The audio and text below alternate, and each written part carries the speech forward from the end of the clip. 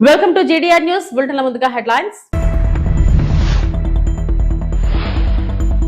ఢిల్లీ పర్యటనలో తమిళనాడు సీఎం విజయ్ కేంద్రంతో కీలక చర్చలకు సిద్ధం.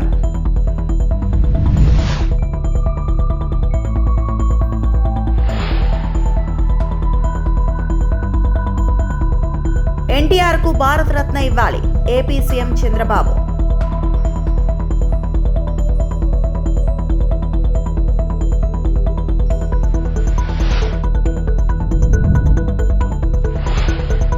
ఎన్టీఆర్ 103వ జయంతి నివాళులర్పించిన జూనియర్ ఎన్టీఆర్.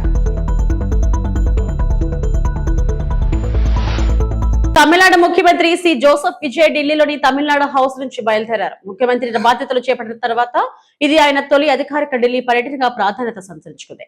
ఈ సందర్భంగా ప్రధాని నరేంద్ర మోడీతో పాటు పలువురు కేంద్ర మంత్రులతో సమావేశమయ్యే అవకాశం ఉన్నట్లు సమాచారం. ఢిల్లీ పర్యటనలో భాగంగా తమిళనాడుకు సంబంధించిన కీలక అంశాలు, రాష్ట్ర అభివృద్ధి ప్రాజెక్టులు, ఆర్థిక సహాయం, అలాగే మోఖేదాటు డ్యాం అంశంపై కేంద్రంతో చర్చించే అవకాశం ఉందని రాజకీయ వర్గాలు భావిస్తున్నాయి. తమిళనాడు హౌస్ వద్ద విజయాన్ని చూసేందుకు అభిమానులు, పార్టీ కార్యకర్తలు భారీగా తరలివచ్చారు.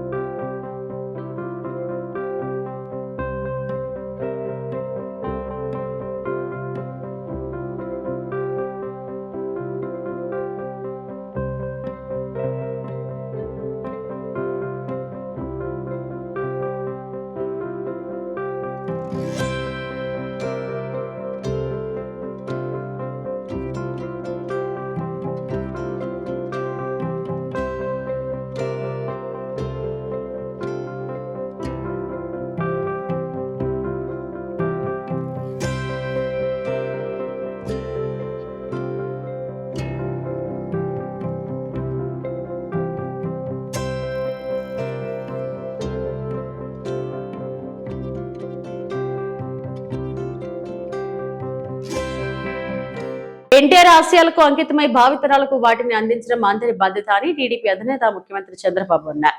ఎన్టీఆర్ ఆశయ సాధనలో భాగంగానే లోకేష్ మహిళలకు 33% సీట్లు ప్రకటన చేశారని తెలిపారు. రెండో రోజు మహానాడు కార్యక్రమంలో ఆయన మాట్లాడారు. తెలుగు జాతి ఆత్మగౌరవానికి ప్రతీకగా నిలిచిన ఎన్టీఆర్ కు భారతరత్న ఇవ్వాలనేది ప్రజలందరి డిమాండ్ అని తెలిపారు. ఆయన చేసిన పాత్రలు వేయాలంటే మళ్లీ ఆయనే పుట్టాలి తప్ప ఇతరులకు అసాధ్యమన్నారు. దేశ రాజకీయాల్లో ప్రాంతీయ పార్టీలకు గౌరవాన్ని కల్పించారని తెలిపారు. అలాంటి నాయకుడు మరొకరు లేరన్నారు. దేశానికి, రాష్ట్రానికి విశేష సేవలు అందించిన ఎన్టీఆర్ కు దేశ అత్యున్నత పురస్కారం భారతరత్న ఇవ్వాలని మహానాడు వేదిక ఏకగ్రీవంగా తీర్మానం చేసింది. మళ్ళీ ఒకసారి కేంద్రాన్ని కోరుతున్నాం. ఈ ఎన్టీఆర్ అంటే తెలుగు జాతికి ఒక సెంటిమెంటు. తెలుగు జాతి మొత్తం ఏకపక్షంగా ఆరాధించే ఏకైక నాయకుడు నందమూరి తారక రామారావు గారు. ఆయనకు భారత తెలుగు వెలుగుగా నిలిచిన స్వర్గీయ ఎన్టీఆర్కి భారతరత్న ఇవ్వాలనేది మనందరి డిమాండ్. భారత రాజకీయ చరిత్రలో ఆయన సేవలు విశిష్టమైనవి, అపూర్వమైనవి.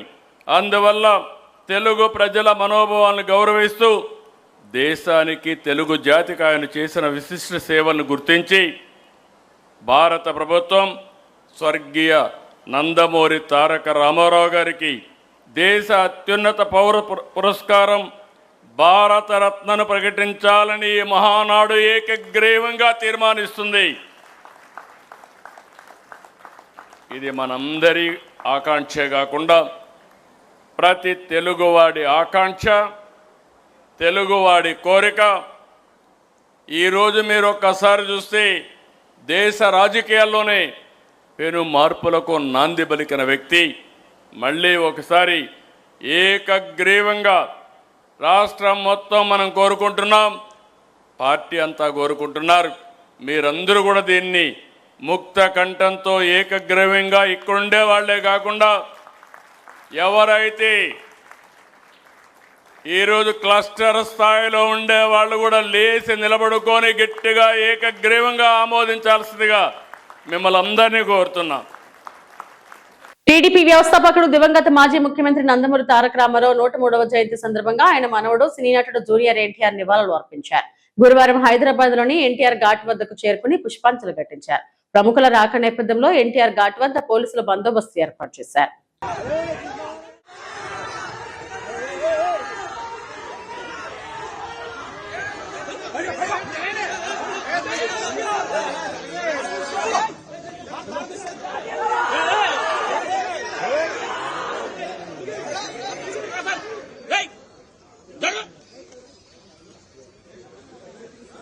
ना मोबाइल जरगो भैया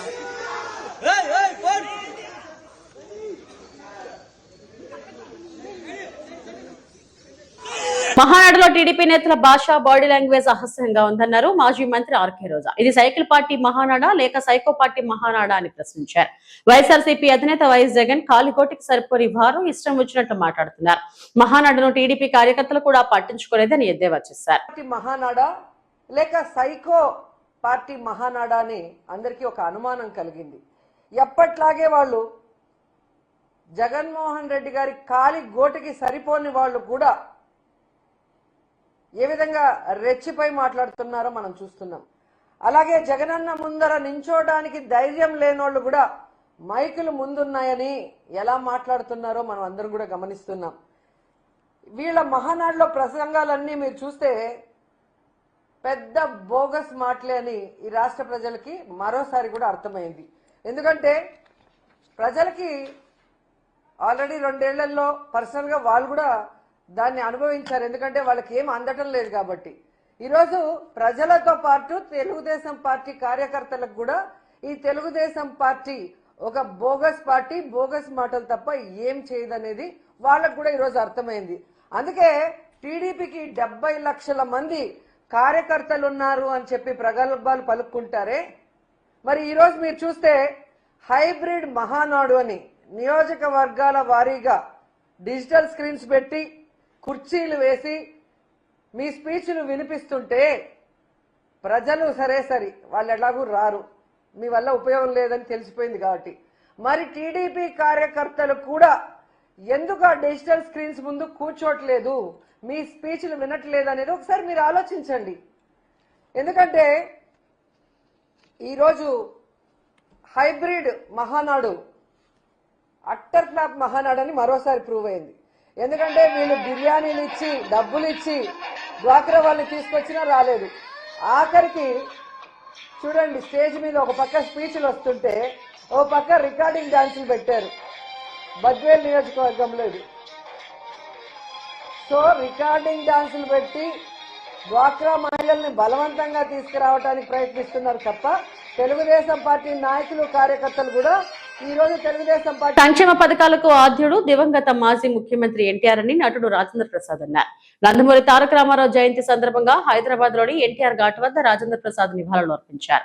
అనంతరం మీడియాతో మాట్లాడుతూ నిమ్మకూరులో పుట్టడం నేను చేసుకున్న పుణ్యం, ఎన్టీఆర్ నాకు దేవుడు, వారి దయా దాక్షిణ్యాలతో పెరిగా ఫిల్మ్ ఇన్స్టిట్యూట్ లో చేర్పించి చదువుకోమన్నారు. ఆ తర్వాత నేను ఆర్టిస్ట్ గా ఎదిగా అని రాజేంద్ర ప్రసాద్ తెలిపారు. విశ్వవిఖ్యాత నట సార్వభౌమ నందమూరి తారక రామారావు గారు నాకు దేవుడు. ఏదో జన్మ నేను చేసుకున్న పుణ్యం, నేను వారి ఇంట్లో పుట్టడం, నిమ్మకూరులో వారి దయా దాక్షిణ్యాలతో పెరగటం, ఫిల్మ్ ఇన్స్టిట్యూట్లో నన్ను జాయిన్ చేసి చదువుకోవటం, వారి ముందు ఒక ఆర్టిస్ట్గా నిలబడటం, వారిని సంతోష పెట్టడం ఏదో జన్మలో నా అదృష్టంగా భావిస్తున్నాను. తెలుగువారి ఆయన తెలుగువాడుగా పుట్టడం మనందరి అదృష్టం. ఆయన తెలుగువాడు అవ్వడం ప్రపంచ తెలుగులో అందరికీ, తెలుగు వారందరికీ కూడా ఆయన మనకి దేవుడు. ఎందుకంటే ఆయన దేవుడు వేషాలు వేయటమే కాదు, నిజంగానే దేవుడు. ఆయన రాజకీయంలోకి ఎందుకు వచ్చారో తెలియదు కానీ కూడు గూడు గుడ్డ ఈ మూడిటికి ఆయన పడిన కష్టం, కళాకారుడిగా నిజంగా ఎంత మహానుభావుడో ఆయన. నిజంగా రాజకీయాలకే మంచి నేర్పినవాడు. ఇవాళ సంక్షేమ పథకాలు భారతదేశంలో ఎక్కడ జరుగుతున్నా దానికి ఆద్యులు పూజ్యులు పెద్దలు ఎన్టీ రామారావు గారు. అందులో అనుమానమే లేదండి. ఇవాళ ఎవరికైనా కష్టంలో ఉన్న వాడికి భోజనం పెట్టాలి. అన్నా క్యాంటీన్ భోజనం 5 రూపాయలకు భోజనం పెట్టాలి అంటే ప్రతి మనిషికి, తోటి మనిషికి భోజనం, కూడు, గుడ్డ. ఆయన కళాకారుడిగా ఆయన జన్మ ధన్యం. అంత గొప్ప కళాకారుడు ప్రపంచంలో లేరు. అలాంటి మహానుభావుడు మళ్ళీ ఎన్ని జన్మలకు వస్తారో నాకు తెలియదు. అలాంటి పూజ్యులు పెద్దలు వారి వెంట నేనున్నాను అని అది గుర్తే ఈ జన్మకు చాలు. నాకు నేను బ్రతికున్నాను అని అంటే ఆయన జ్ఞాపకాలతో ఉండిపోయాను, ఉంటాను. ఎప్పటికీ మీ ముందు కళాకారుడిగా ఉన్నంత వరకు కూడా వారి జ్ఞాపకాలు నాతోనే ఉంటాయని మరొక్కసారి మీ అందరికీ పేరు పేరున తెలియజేస్తూ, జోహార్ ఎన్టీఆర్, జోహార్ ఎన్టీఆర్, జోహార్ ఎన్టీఆర్.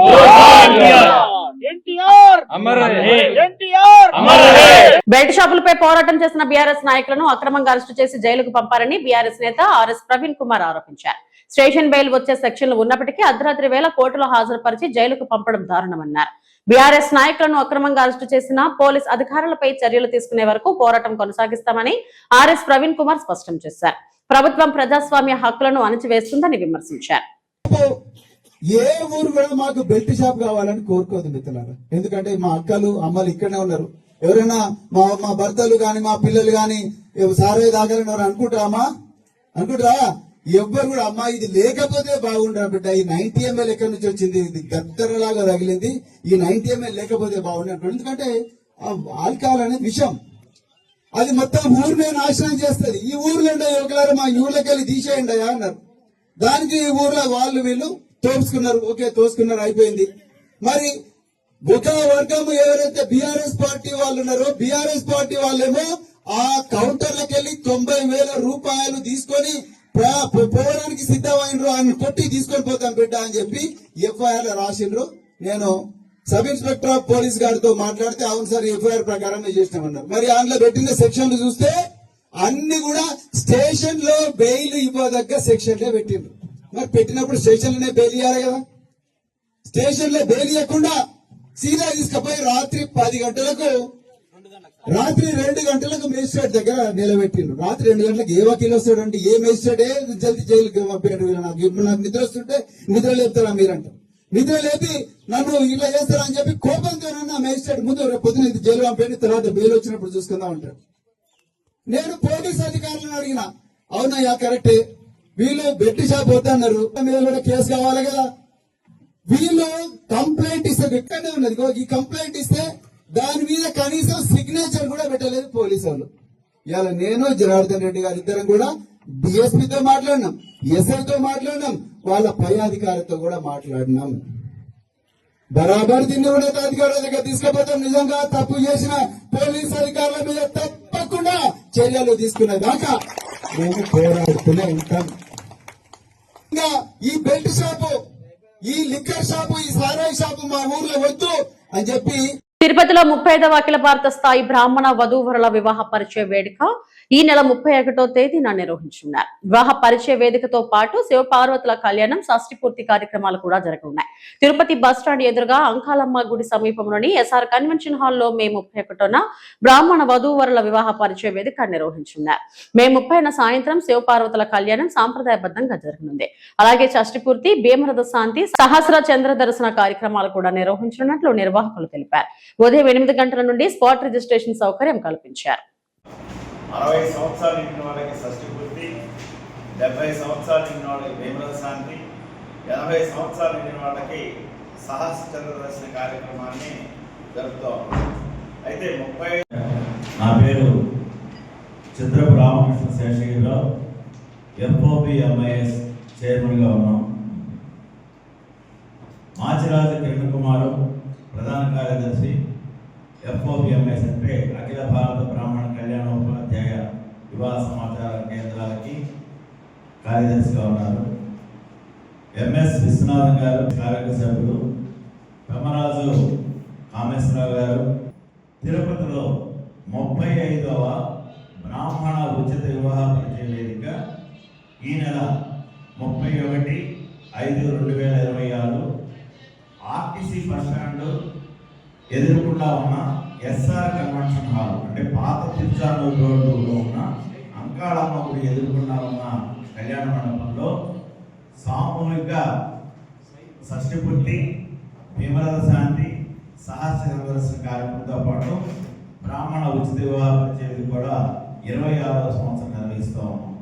అయితే పెళ్లి కాని వధువు వరులకి త్వరితగతిలో వివాహం జరగాలి అంటే శివపార్వతుల కళ్యాణం చేస్తే మంచిదని, ఇది అందరికేనండి, కేవలం బ్రాహ్మణులే కాదు అందరు కూడా.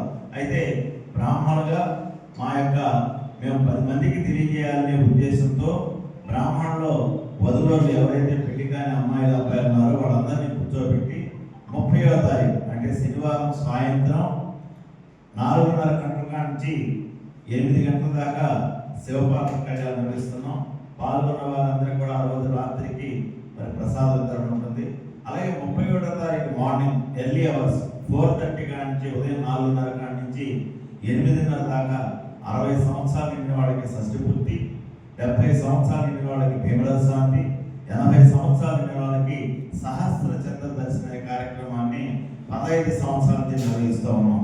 అందరికీ ఆయుషోహం గణపం అయిన తర్వాత వస్త్రాలు బహుకరించి స్వర్ణ మంగళధారణ కూడా చేస్తూ ఉన్నాం. ఇది దాతల యొక్క సహకారంతో 15 సంవత్సరాలు. ఇది కంచి స్వామి గారి ఆదేశానుసారం కార్యక్రమం చేస్తున్నాం. అలాగే అఖిల భారత స్థాయిలో 35వ వివాహ పరిచయం చేస్తున్నాం. తిరుపతిలో ఇది 26 సంవత్సరాల నుంచి నిర్విఘ్నంగా జరుగుతూ ఉంది. అలాగే మరి మొన్నటిదాకా 15వ తారీఖు దాకా మే 15వ తారీఖు దాకా ఉచితంగా ఎవరైతే రిజిస్టర్ చేసుకున్నారో వారి పేర్లన్నీ కూడా నమోదు చేసుకుని మరి 30వ తారీఖు సాయంత్రం పరిచయ వేదిక అయిన తర్వాత సుమారు 1500 అడ్రస్లు అబ్బాయిలు అమ్మాయిలతో కూడిన అడ్రస్ ఉచితంగా ప్రారంభం చేస్తాం. త్యాగానికి ప్రతీకగా భావించే పవిత్ర బక్రీద్ పండుగను తిరుపతి నగరంలో ముస్లిం సోదరులు భక్తి శ్రద్ధలతో జరుపుకున్నారు. ఈద్గా మైదానంలో ప్రత్యేక ప్రార్థనలు నిర్వహించారు. తిరుపతిలోని ఈద్గా మైదానానికి పెద్ద సంఖ్యలో ముస్లిం సోదరులు చేరుకుని ప్రత్యేక నమాజ్ ప్రార్థనలు నిర్వహించారు. పరస్పర ఆలింగనం చేసుకుంటూ బక్రీద్ శుభాకాంక్షలు తెలుపుకున్నారు. ఈ సందర్భంగా తిరుపతి ఎమ్మెల్యే ఆర్ఎన్ శ్రీనివాసులు ఈద్గా మైదానానికి చేరుకుని ముస్లిం సోదరులకు బక్రీద్ శుభాకాంక్షలు తెలిపారు. ముస్లిం సోదరులందరికీ ఈద్ ముబారక్. రంజాన్ పండుగ తర్వాత అతి పెద్ద పండుగ బక్రీద్ పండుగ. ముస్లింలందరూ కూడా భక్తి శ్రద్ధలతో నమాజులు చేసుకుంటూ జరుపుకునే పండుగ బక్రీద్ పండుగ. ఈ పండుగలో ముస్లిం సోదరులందరూ పేదలకు దానము చేయడం చాలా ముఖ్యం. అటువంటిది ఈ పండుగ రోజు ముస్లిం సోదరులు వారి స్థాయికి తగ్గట్టుగా పేదలందరికీ ఎక్కడికక్కడ దానగుణాలు చేయడం చాలా సంతోషకరమైన విషయం. ఈ యొక్క పండుగను అనుసరించుకొని మనం చేసుకున్నాం. అల్లా ఆదేశానుసారం తన ఏకైక కుమారుడు ఇస్మాయిల్ని బలి చేయడానికి కూడా సిద్ధపడ్డ ఇబ్రాహీం యొక్క కుమారుడు ఇస్మాయిల్ కూడా చేసుకుని జరుపుకోవడం.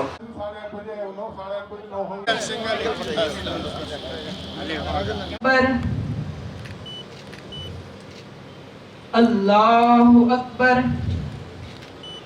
అల్హమ్దులిల్లాహి రబ్బిల్ ఆలమీన్ अर्रहमानिर रहीम. खुशी का मौका इनायत फरमाया जिसे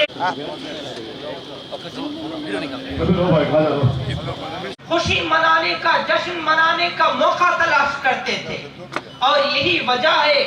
ऐ अल्लाह हम सब के खताओं से दरगुजर फरमा. ऐ अल्लाह दिन के उजाले में रात के. రాజన్న సిరిసిల్ల జిల్లా బోయిన్పల్లి మండలం దొండ్రపల్లిలో మట్టి మాఫియా వీరంగం. ఎన్ని ఫిర్యాదులు చేసినా పట్టించుకోని అధికారులు, స్థానికుల ఆగ్రహం వ్యక్తం చేస్తున్న ఆగని తవ్వకాలు, అధికారులు కాంట్రాక్టర్ మధ్య ఏం రహస్యం దాగి ఉందో అంటూ చర్చించుకుంటున్న ప్రజలు. ఇప్పటికైనా అధికారులు స్పందించి తవ్వకాలు ఆపాలని ప్రజలు కోరుతున్నారు. నమస్కారం అండి అందరికీ. ఇవాళ బోయిన్పల్లి మండలం దుండ్రపల్లి గ్రామ చెరువుకు సంబంధించిన పూడికతీత పర్మిషన్ అని ఇరిగేషన్ ఈ గారు పర్మిషన్ ఇచ్చిర్రు. అది దుండాపల్లి గ్రామం నుంచి మరి తీర్మానం కాపీ ఇచ్చిర్రు. మరి ఇచ్చినప్పుడు వాళ్ళు తీసుకున్న పర్మిషన్ వచ్చేసి 800 క్యూబిక్ మీటర్లు. 800 క్యూబిక్ మీటర్లకు లూజ్ మట్ అయితే 40 టిప్పర్లు అవుతుంది. మరి ఒకవేళ తోడితే ఎక్కువ అవుతుందని ఈ గారు చెప్తున్నారు కదా, తోడితే 80 టిప్పర్లు అవుతుంది కావచ్చు, అంతకంటే ఎక్కువ అయితే కాదు. మరి వందలాది టిప్పర్లు పోతున్నాయి సార్, మరి మీరు ముగ్గు పోసిరా, ఏదైనా మార్క్ చేసి ఇస్తున్నారా అని అడిగితే సమాధానం లేదు సార్ దగ్గర నుంచి. అట్లనే ఇరిగేషన్ అధికారులకు హాలిడే నిన్న అయ్యాలైతే నిన్న హాలిడే అని ఇచ్చి మళ్ళీ దాన్ని చేంజ్ చేయకుండా నడిపించుకోమని చెప్తున్నారు. సంబంధిత రెవెన్యూ కానీ పోలీస్ వారికి కానీ మేము ఇన్ఫర్మేషన్ ఇచ్చినా కానీ ఇరిగేషన్ వారు పర్మిషన్ ఇచ్చిరని చెప్తున్నారు. అదే ఇరిగేషన్ వారు ఇచ్చిన పర్మిషన్ కాపీలో 60 మీటర్లకు దూరం కట్టకు 60 మీటర్లు విడిచిపెట్టి తోడాలన్నది. మరి 20 మీటర్ల దూరంలో తోడినా వాళ్ళు స్పందిస్తలేరు.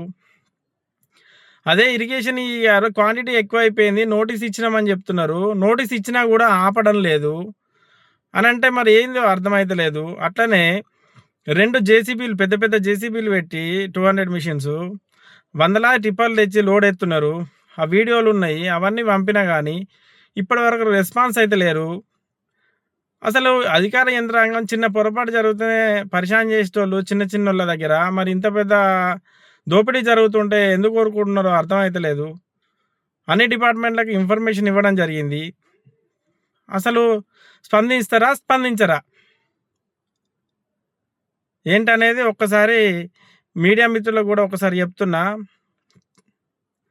ఒక్కసారి ఆలోచన చేయండి. బండ్ల నెంబర్లు లేకుండా మిషన్ లెక్క దాకా పెట్టి డే నైట్ కొట్టి ఇలా హాలిడే రోజు కూడా నడిపి మబ్బుల 5:30, 6 గంటలకు స్టార్ట్ చేస్తున్నారు. అక్కడ ఉపాధి కూలీలు ఉంటున్నారు, వాళ్ళని అడిగినా చెప్తారు, గ్రామస్తులను అడిగినా చెప్తారు. అక్కడ కళ్ళు గీత కార్మికులు ఉన్నారు, గౌడన్నలు, వాళ్ళని అడిగినా చెప్తారు.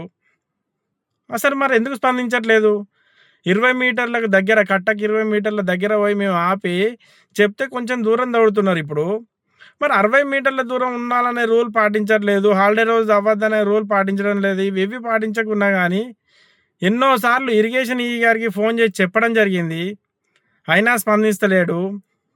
అసలు ఏం జరుగుతుంది అనేది మరి మీకే తెలవాలి, అధికార యంత్రాంగానికే తెలవాలి. ఎందుకనంటే చిన్న చిన్న రైతులు ఏదైనా వాళ్ళ పొలాల్లో ఆడదాడనే పర్మిషన్లు అడిగే మీరు ఈ పర్మిషన్ లేకుండా 60 మీటర్ల దూరం, బల్ల నెంబర్ లేకపోవడం, 2 జేసీబీలు పెట్టడం, 800 క్యూబిక్ మీటర్లకు వందలాది టిప్పర్లు పోవడం, వీటి వెనుక మరి ఎవరున్నారు, అసలు ఎందుకు నడుపుతున్నారు అనేది ఇక మీకే తెలవాలి. ఇవి ఇప్పటివరకు నా బులెటిన్ అప్డేట్స్. నమస్తే.